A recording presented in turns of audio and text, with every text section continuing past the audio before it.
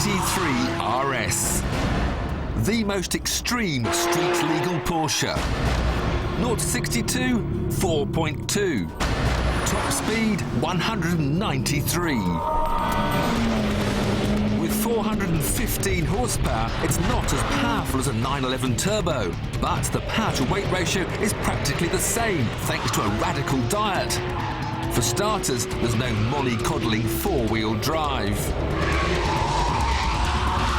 The rear window is made of plastic, the suspension is fully adjustable, and when the safety features include a rollover cage, you know this is as close to a race car as you can get.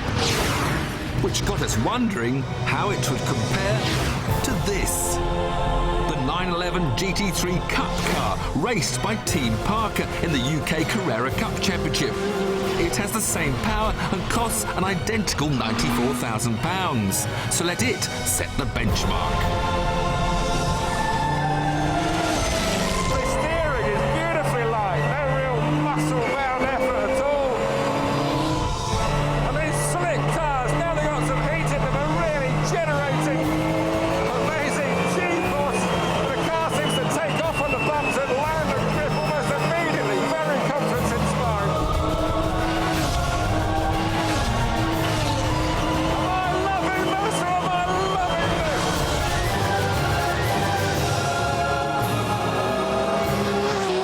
Completes the lap in an adrenaline-soaked 1 minute 10 seconds. So how will the road car compare? Flat out in fourth gear, 146 miles an hour. I don't even need to use fifth gear now. At that point in the race car, I was in sixth.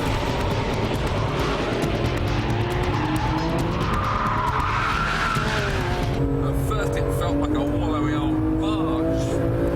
Now I've settled into it, and it's mightily impressive. The cornering characteristics are very similar. I couldn't take that right-hander flat out in the race car. I can't quite take it flat out in the road car, but it's quite snappy.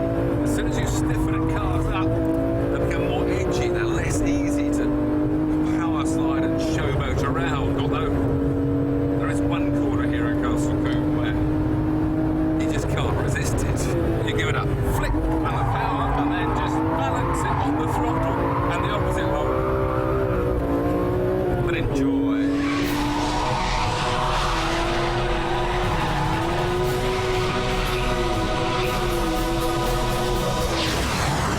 Enough smoking, start the watch.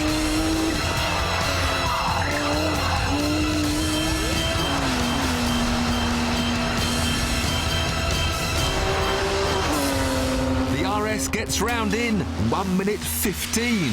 Without slick tyres and a racing gearbox and carrying more weight, it was 5 seconds slower than the Cup Car.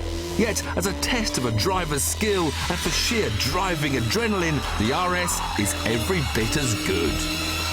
And this car is definitely more rear-end happy than the 911. Oh!